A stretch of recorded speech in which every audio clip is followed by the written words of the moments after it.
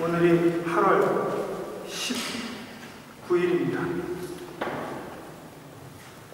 오늘로부터 4일 전, 즉 8월 15일은 우리나라를 포함한 많은 나라들에게 참으로 의미가 있는 날입니다.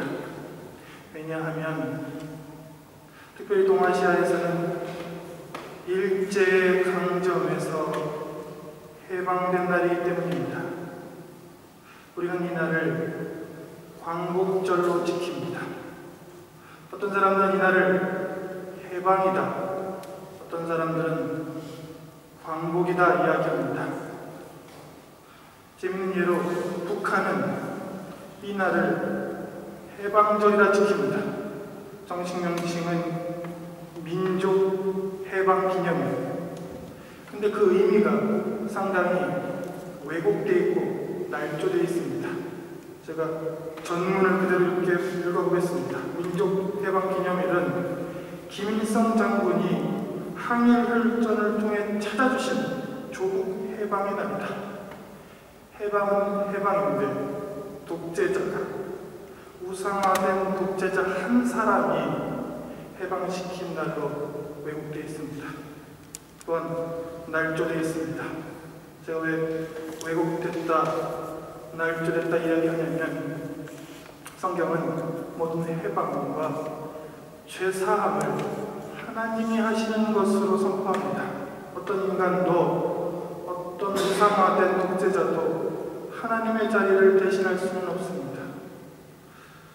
우리나라는 이 날을 남들이 전쟁으로 해방시켜준 날이 아니라 빛을 되찾은 날, 광복, 즉 주권을 되찾은 날로 광복절이라고 부릅니다.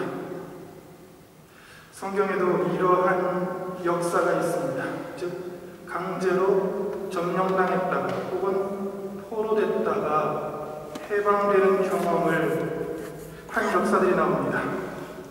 그것을 겪은 세대 중에서 가장 그 마음을 노래로 잘 표현하는 것이 오늘 본문 시편 126편입니다. 오늘 우리는 이 시편 126편을 묵상함으로 성경이 말하는 해방의 참된 의미를 묵상하려 합니다. 그리고 그것을 경험한 사람들이 마땅히 가져야 할 사명에 대해 은혜를 나누려 합니다. 오늘 본문을 한번 보겠습니다. 시편 126편 1절입니다.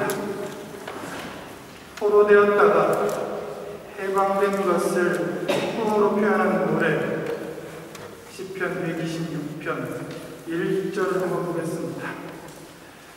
여호와께서 시온의 포로를 돌려보내실 때에 우리는 꿈꾸는 것 같았도다 라는 구절로 시작되는 것을 알 수 있습니다. 이것은 역사적인 배경이 있습니다. 최초로 예레미야서에서 하나님께서는 눈물에서 찢자라고 불리우는 예레미야를 통해 너희들의 죄악의 관영함을 인하여 70년 동안 바벨론에서 포로 생활할 것이다 예언했습니다. 물론 그 당시 사람들은 믿지 않았습니다. 왜냐하면 이스라엘이 가장 번성하고 가장 먹고 살기에 넉넉한 시절이었기 때문입니다. 하지만 하나님의 예언은 적중했고 이스라엘은 전쟁에서 바벨론에게 패하면서 나라를 빼앗기고 무려 70년 동안이라 바벨론에서 종살이를 했습니다. 이 부분, 70년 동안 나라를 빼앗긴 부분도 우리나라랑 참 비슷합니다. 우리나라도 일제강점기를 거쳤습니다. 일제강점기는 날수는 정확하게 36년입니다.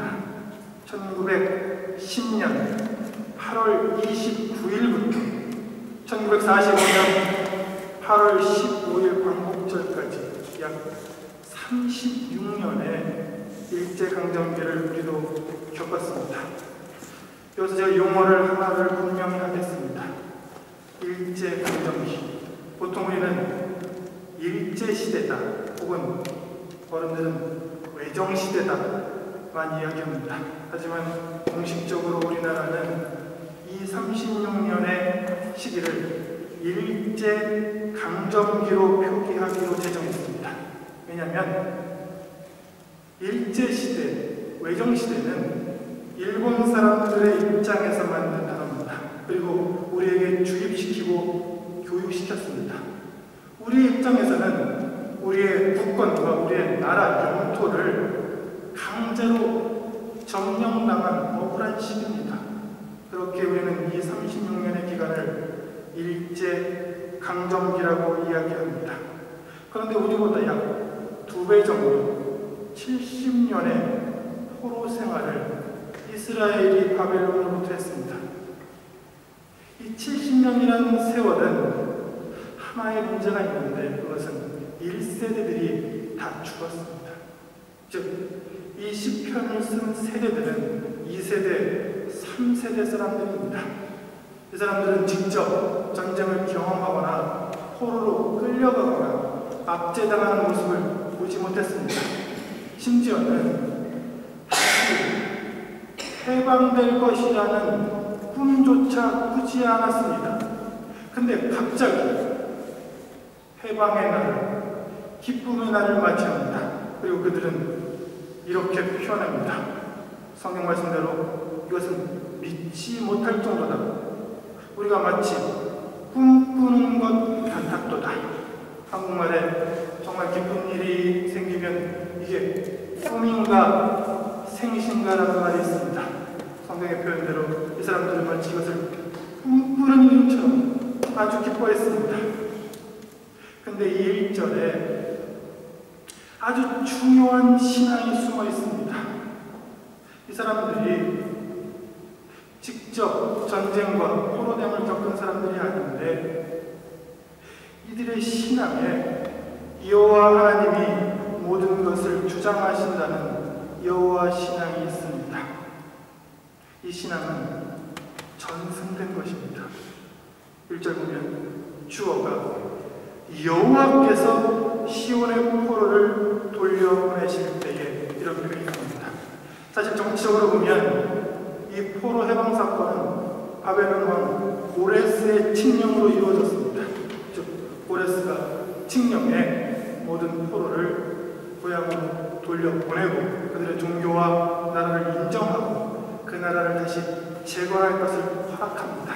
하지만 이들의 신앙에는 이것은 고레스 왕이 우리에게 준 칙령이 아니라 하나님께서 드디어 우리를 그 예언대로 포로에서 해방시키셨다는 여호와 하나님 신앙이 들어있습니다.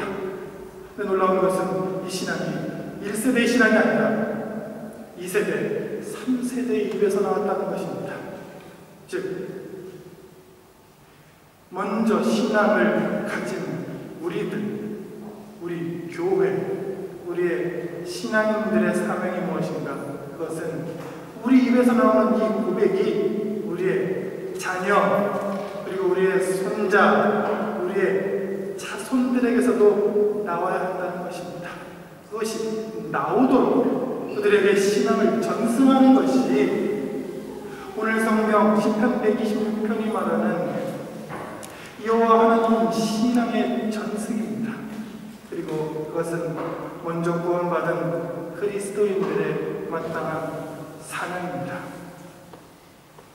요한복음 9장에 보면 아주 민감한 질문을 제자들이 예수님께 합니다. 한날 걸어갔는데 태어나면서부터 맹인된 사람이 앉아 있었습니다. 그리고 제자들은 질문합니다. 주님, 정확히 성경에 보면 랍비여, 이 사람이 태어날 때부터 눈이 안 보이는 것이 이 사람의 죄입니까? 아니면 이 부모가 잘못한 죄입니까? 이렇게 물어봅니다. 참 민감한 질문입니다. 압제를 당하고 나라를 빼앗기고 혹은 예상치 못한 병을 겪고 눈이 안 보이거나 귀가 안 들리거나 어려운 일을 당한 것이 과연 누구의 잘못이고 누구의 뜻인가? 그 질문에는 하나님이 과연 다 주장하신다면 태어나면서부터 이렇게 안 보이는 사람은 도대체 하나님의 뜻입니까? 사탄의 뜻입니까? 라는 표현도 들어있습니다. 그 질문에 예수께서 대답하십니다. 이 사람이 눈이 안 보이는 것은 이 사람의 죄로 인한 것이 아니고 또한 부모의 죄로 인한 것도 아니다.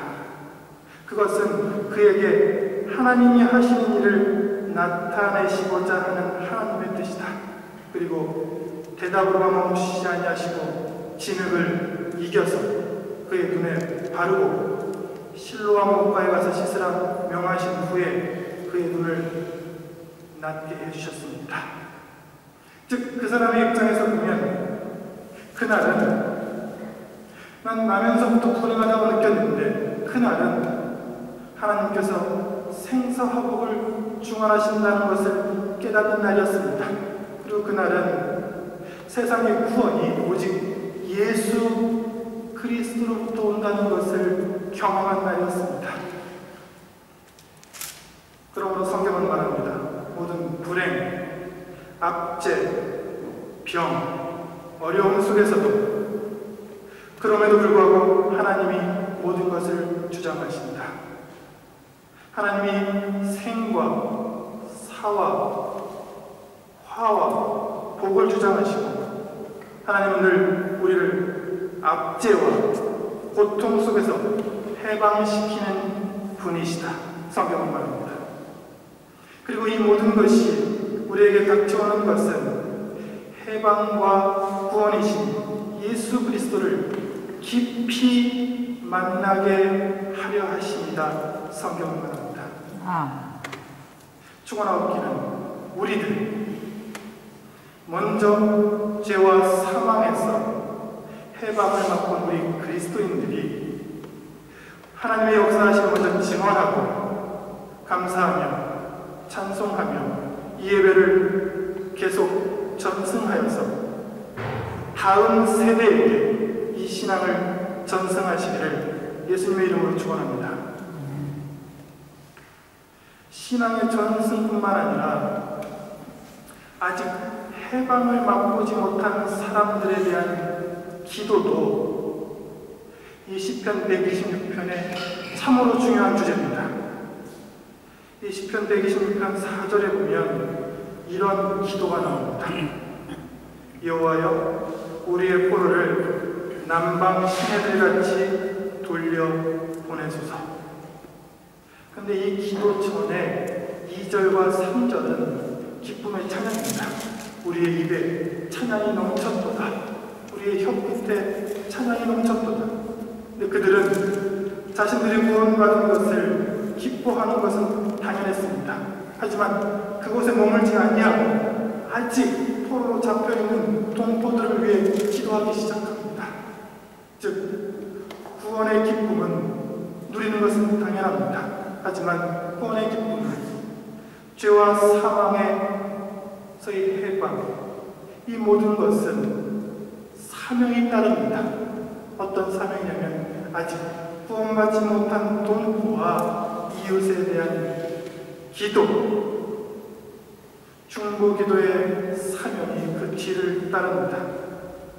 우리에게도 첫째로 기도할 것이 북한에 있는 동포들입니다.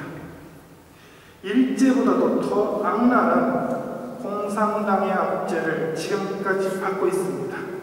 그 나라에서 성경책이 통제되고 예배가 통제되며 교회가 없어졌습니다. 북한의 동포들을 위해 기도하는 것은 오늘 시편 126편이 가지고 있는 성경의 마음입니다. 기쁘고 나는 살만하고 나는 감사가 넘치지만 거기서 멈추지 아니하고 주위를 돌아보는 마음, 그리고 위에서 기도해주는 마음이 바로 이 시편 126편에 잘 드러나 있습니다. 신약성경에 보면 로마서 11장에 바울의 동포를 위한 기도문에 이 표현이 잘 드러나 있습니다. 그는 자신을 잡아 죽이려는 자신의 동포들을 위해 눈물로 기도합니다. 그의 표현은 이렇습니다. 자기가 비록 구원을 못 받을지언정 자신의 동포들이 예수를 주로 영접하고 구원받기를 원한다. 그리고 바울은 한 번도 얼굴을 본 적이 없는 이방인들을 위해서도 기도합니다. 그리고 심지어 자신의 삶을 다 바쳐서 이방인들의 선교사로 삶을 살아냈습니다. 저는 한 가지 의문점을 품었습니다. 왜 어떤 원동력이 바울로 하여금 자신을 죽이려는 동포를 위해서 한 번도 얼굴을 본 적이 없는 나라와 이방인들을 위해 삶을 다 바쳐 복음을 전하고 기도를 하게 했을까?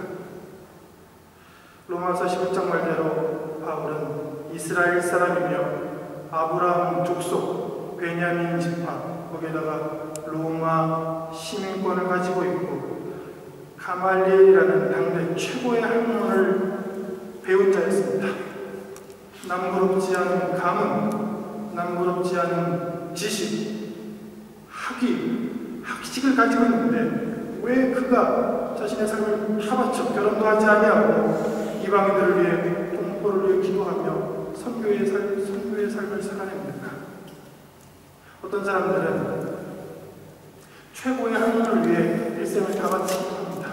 어떤 사람들은 좋은 가문을 위해 좋은 가족을 형성하기 위해 삶의 목표로 삼기도 합니다. 하지만 바울은 그것을 다 그의 표현대로 하는 예설부로 여겼습니다. 왜냐하면 그는 로마서 8장의 말대로 예수 안에서 참된 해방을 맛보았기 때문입니다.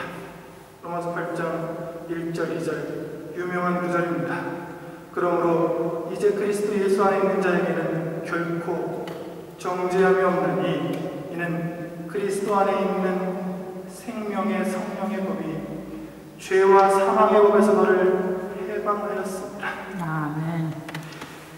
생명의 성령의 법이 죄와 사망에서 너를 해방하였다. 바울은 예수 안에서 죄와 사망에서 참으로 해방을 맛본 사람이었습니다. 이것이 그로 하여금 그 학식과 그 가문과 그 로만 시민권인 특권을 다 버리고 동포와 이방인들을 위해 선교의 삶을 살게 했습니다. 참으로 죄에서 그리고 사망에서 그리스도를 통해 해방을 맛보는 사람들은 그 심성에 동포를 생각하고 나라를 생각하며 아직 믿지 않는 이웃을 생각하는 마음이 솟아납니다. 엄청난 은혜를 받았으니 기꺼이 자신의 삶을 바쳐 하나님의 사역을 위해 고난도 달게 받겠다는 마음으로 넘쳐납니다. 로마서 8장 17절에 바울은 이렇게 고백했습니다. 우리는 그리스도와 함께한 상속자니 우리가 그와 함께 영광을 받기 위하여 고난도 함께 받아야 할 것이라. 이 시간 축원하옵기는 우리 그리스도인들 즉 예수를 주인이라 고백하며 먼저 죄와 사망에서 구원을 해방을 맛본 우리들의 마음에 우리들뿐만 아니라 동포를 그리고 나라를 아직 구원받지 못한 사람들을 위한 기도하고 선교하는 마음이 넘쳐나기를 주님의 이름으로 축복합니다. 마지막으로 5절, 6절에 보면 눈물을 흘리며 씨를 뿌리는 자는 기쁨으로 거두리로다. 울며 씨를 뿌리러 나가는 자는 반드시 기쁨으로 그 곡식단을 가지고 돌아오리로다 라는 말씀이 있습니다. 우리는 참 해방의 날에 반드시 기쁨의 단과 면류관이 있음을 확신하고 믿어야 합니다. 히브리서 16장에 하나님을 기쁘시게 하는 방법이 하나 나와 있습니다. 그 말씀은 이렇습니다. 하나님께 나아가는 자는 반드시 그가 계신 것과 그가 자기를 찾는 자들에게 상 주시는 이심을 믿어야 할지니라. 하나님을 기쁘시게 하는 자는, 하나님 믿는 자는 반드시 하나님이 계신 것과 그가 자기를 위해 일하는 자들에게 그 해방의 날에 상으로 기쁨의 단으로 기쁨의 열매를 주실 것을 확신해야 합니다. 비록 지금은 힘들게 복음의 씨앗을 뿌리지만, 비록 지금은 열매가 보이지 않는 헌신을 하지만 반드시 그 열매가 맺힐 날이, 주님이 오실 날이 다가오고 있습니다. 예수 그리스도께서는 하나님의 나라를 밭에 씨를 뿌리는 것과 같다 말씀했습니다. 하나님의 나라는 밭에 씨를 뿌리는 것이다. 주님은 또한 복음 전파를 씨 뿌리는 비유로 설명했습니다. 복음의 일꾼들은 부지런히 복음의 씨앗들을 세상에 뿌려야만 합니다. 그것도 오늘 말씀대로 그냥 뿌리는 것이 아니라 눈물을 흘리면서 애쓰면서 우리가 가진 힘과 정성을 다해 뿌려야 합니다. 복음의 씨앗을 이 독일 땅에 뿌리고 나라를 사랑하는 씨앗을 뿌리고 봉사와 사랑과 헌신의 씨앗을 눈물로 뿌려야 합니다. 그래야 그 좋은 씨앗은 좋은 땅에 떨어져 30배, 60배, 100배의 결실을 맺습니다. 농촌에 가면 봄에는 씨앗을 뿌리는 시기입니다. 하지만 씨앗을 뿌릴 때에 그 당장에 열매를 거두지 못할 때도 많이 있습니다. 일단 뿌려진 씨앗이 열매를 맺기까지는 오래 기다려야 합니다. 눈물로 씨앗을 뿌리는 것, 그리고 열매 맺기를 기다리는 것, 믿지 않은 농부가 돌아오기를 기다리며 기도하는 것이 바로 참된 해방의 신앙입니다. 옛날에 대주교이자 감독인 크리소스톰이라는 사람이 있었습니다. 근데 그 교구에 사제가 부족합니다. 그래서 어쩔 수 없이 한 농부를 급히 교육시켜서 사제로 삼았습니다. 그리고 자신은 콘스탄티노플에 돌아가서 자신의 감독과 주교의 직무를 보고 있었습니다.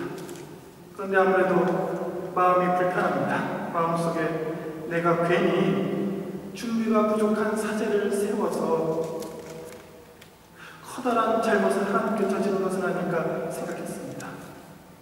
걱정이 너무 커서 그는 다시 그 사제의 교구로 돌아가서 이 예배 시간에 저 기둥 뒤에 몰래 숨어서 그 사제가, 그 농부 출신인 사제가 잘 하는지 예배를 관람했습니다.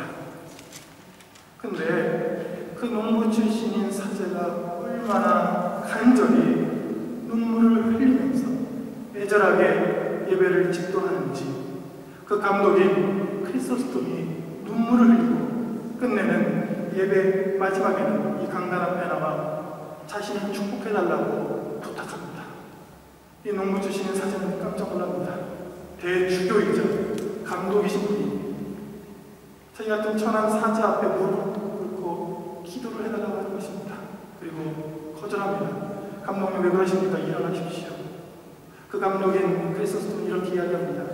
나는 지금까지 당신처럼 그렇게 간절히 눈물을 흘리며 애절하게 예배를 집도한 것을 본 적이 없습니다. 그래서 제가 감동을 받았으니 기도를 해 주십시오. 그때 이 농부 출신인 사제는 이렇게 이야기했습니다. 아니 그러면 다른 방법으로 주님을 섬기는 방법도 있습니까? 주님을 섬기려면 당연히 눈물을 흘리고 애를 쓰고 간절히 하는 것이 당연한 것 아닙니까? 이 당연한 것을 가지고 왜 저에게 기도를 요청합니까? 이렇게 이야기했습니다. 축원하옵기는 우리 먼저 믿은 그리스도교 1세대 우리들의 마음에 그리스도를 통한 죄와 사망으로부터의 해방과 구원의 마음이 넘쳐나기를 축원합니다. 그리고 이 마음이 우리 입술뿐만 아니라 우리 다음 세대, 그리고 우리의 손자의 세대, 우리의 자손의 세대에서도 오늘 시편 126편의 말씀처럼 계속 전승되어 고백되어지기를 축원합니다. 기도하겠습니다.